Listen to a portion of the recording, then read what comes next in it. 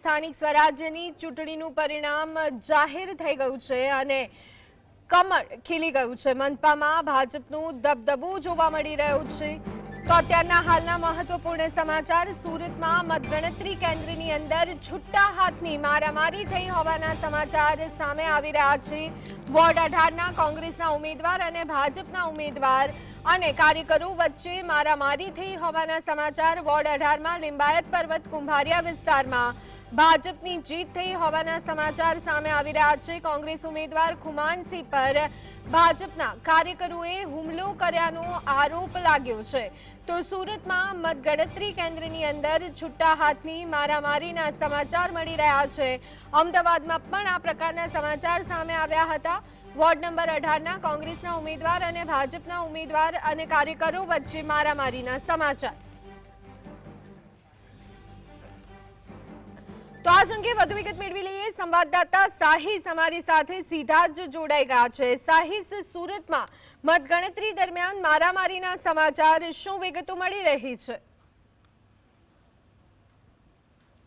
અંદર વહેલી સવારથી જ મતગણતરી ચાલી રહી છે અને પોલીસનો ચુસ્ત બંદોબસ્ત જોવા મળી રહ્યો છે। ત્યારે થોડા સમય પહેલા જ મતગણતરી કેન્દ્ર પર મારામારીની ઘટના જે છે તે સામે આવી છે। ભાજપ અને કોંગ્રેસના કાર્યકર્તા અને ઉમેદવારો દ્વારા છૂટા હાથની મારામારી કરવામાં આવી હતી। વોર્ડ નંબર 18ના જે કોંગ્રેસના ઉમેદવાર છે ખુમાનસિંહ જે બહાર આવ્યા હતા અને ત્યારબાદ ભાજપના ઉમેદવાર દિનેશ પુરોહિત અને કેટલાક કાર્યકર્તા આવ્યા હતા અને તેમના દ્વારા તેમને મારવામાં આવ્યા હતા તેવા વિડીયો સામે આવ્યો છે।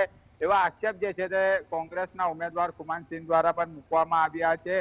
સમગ્ર બાબતને જોતા પોલીસ સ્થળ પર તાત્કાલિક પહોંચી હતી અને જે છૂટા હાથની મારામારી થઈ રહી હતી ત્યારે તે બંને પક્ષોને સમજાવવાનો પ્રયાસ કરવામાં આવ્યો હતો। પોલીસ પહોંચતાની સાથે જ મામલો તાળે પાડવામાં આવ્યો હતો અને હાલ અત્યારે જોઈ શકાય છે કે જે વોર્ડ નંબર 17ના જે પેનલ જીતી ચૂકી છે ધર્મેશ ભંડેરીની, ત્યારે આપણી જોડે આમ આદમી પાર્ટીના જે ઉપસ્થિત છે એમની જોડે વાત કરીશું।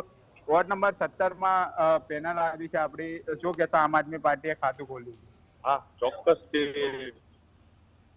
જે રીતે અત્યારે હમણાં જસ્ટ પરિણામ જાહેર થયું છે અને આમ આદમી પાર્ટીની વોર્ડ નંબર 17ની 4 બેઠકો ઉપર વિજય થયો છે।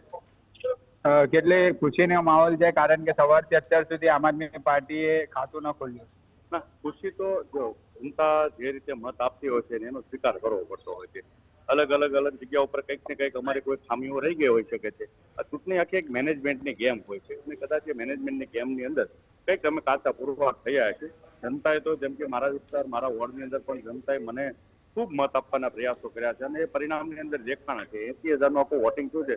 માત્ર 2,000 જેટલા વોટથી જયારે હું હાર્યો ત્યારે હું એક વાતને ચોક્કસ કહીશ કે જનતાએ મને જીતાડવા માટેના પ્રયાસો સંપૂર્ણ કર્યા છે, પણ સત્તાની સામે અમે નાના પડ્યા છે। જનતા સત્તાની સામે નાની પડે છે એવું માની શકાય, બાકી જનતાના દિલમાં પ્રેમ હતો એ દેખાયો છે જે મને મત આપ્યા છે પ્રમાણે। બિલકુલ, જે રીતના વોર્ડ નંબર 17ની અંદર પણ જે રીતના આમ આદમી પાર્ટીને ખાતું ખોલ્યું છે અને બીજી તરફ જે રીતના મારામારીના દ્રશ્યો પણ સામે આવ્યા છે અને સમગ્ર ઘટનાને જોતા હજુ પણ ભાજપ જે છે તે સંપૂર્ણપણે પેનલોથી આગળ જોવા મળી રહી છે। કોંગ્રેસની એક જ જે ઉમેદવાર છે તે આવ્યો છે અને તેને જીત મેળવી છે।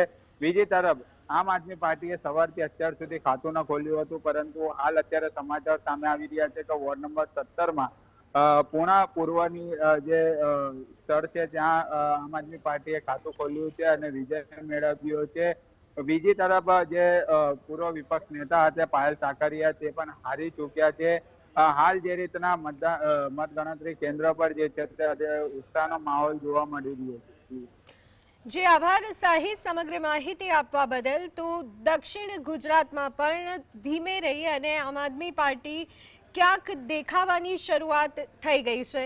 લગભગ હવે તો ચિત્ર સ્પષ્ટ થઈ ગયું છે। ભારતીય જનતા પાર્ટીની વધુ એક વખત સ્થાનિક સ્વરાજની ચૂંટણીમાં જીત થઈ ગઈ છે એવું લાગી રહ્યું છે, પરંતુ અત્યારે હાલ જે સ્થિતિનું નિર્માણ ફરી એક વખત થયું છે। ફરી એક વખત ભાજપનો ભગવો સ્થાનિક સ્વરાજ્યની ચૂંટણીમાં લહેરાયો છે ઘણી બધી જગ્યાએ, એટલે કે ટ્રાઇબલ એરિયાઝની જો વાત કરીએ તો છોટાઉદેપુર, દાહોદમાં પણ આમ આદમી પાર્ટીનો પ્રભાવ જોવા મળી રહ્યો છે।